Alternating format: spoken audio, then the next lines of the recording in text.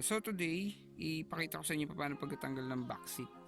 So gagawin ko to kasi gusto kong i-troubleshoot yung yung seat belt dito. So yung mga seat belt kasi dito ay nakalock na.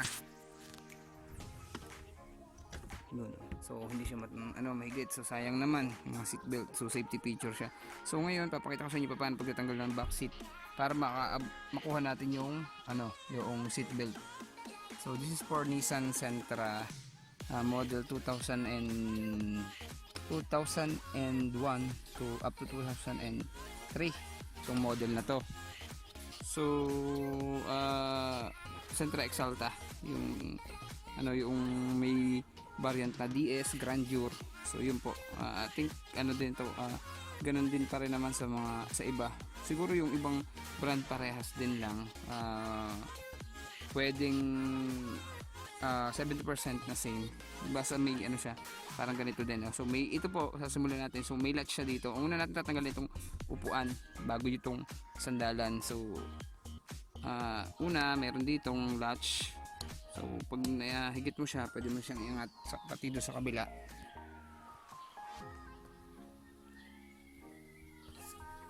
Doon na yun, higit mo na siya. So yun. So yun, pwede mo na siyang tanggalin. So yan na po, tanggal na yung ilalim. Then pag natanggal mo, so meron po dong yun, tornilyo na yun, kakalasin mo lang. Yung nasa taas, yun po yung para dito sa sandalan, magkabila po yan. So siya na po, medyo magagalaw kasi medyo masikip dito sa loob ng sasakyan. So then yung sa seatbelt naman, ayun, yung nasa baba, same din doon sa kabila. Hindi ko napapakita pa, baka mahilo kayo. So kasi panay ang galaw. So yun, tanggal na ito, higitin ko lang, then sunod na yung ating sandalan. So next naman is tatanggalin natin to tornilyo na to. So yun po yung nagkakapit dito sa sandalan.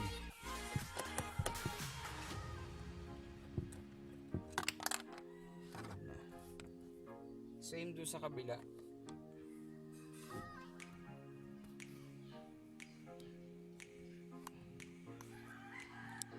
So yun, same dito sa kabila, ganun din. So tigisa lang naman siya.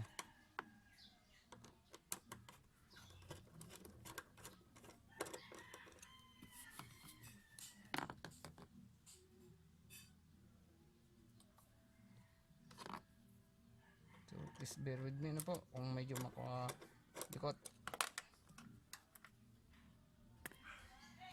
Then sunod na po ay iyaano muna natin to, alis natin para kasi sasabit to. Yan, ilusot natin siya ng konti kasi nakalock nga siya, or pwedeng tanggalin na natin kasi medyo mahigpit. So using 17 na size ng pwedeng open lang, open. So wala naman kasi akong open, so ito na. So so ginamitan ko lang siya ng wrench kasi itong socket, wrench or socket kung wrench ang meron kayo, kasi hindi ko talaga siya mahigit. Kailangan kasi nating iliban siya sa side, sa kabilang side, para mahigit natin yung sandalan. So tatanggalin ko na muna to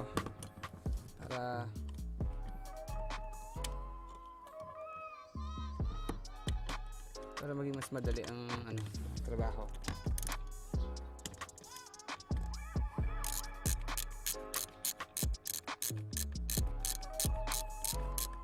Ayan, walay na din yung belt.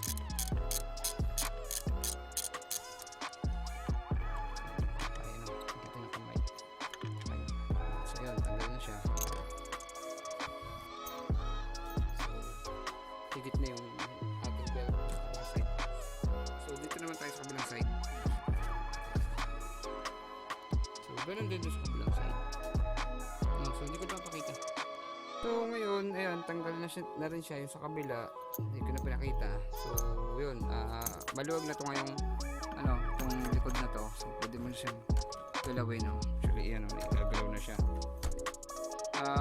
So ang sunod natin is tatanggalin natin yung lock dito. May parang lock siya dito sa likod. Hindi ko alam kung makikita ninyo, but meron siya dyan na parang lock sa likod. So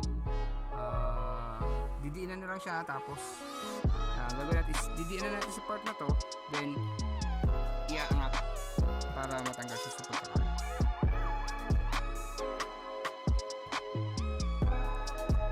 So ayan po, tanggal na siya. So yung po sinasabitan niya ito, itong isang ito, tapos itong isang ito, tapos isang ito. So ito po yung likod ng itsura ng likod niya. So ayan po, meron tayong sabit doon, itong gitna, yun, so yun, tsaka dito po sa kabila. Ayan po. So lahat po yan ay nakasabit doon sa mga tinuro ko. So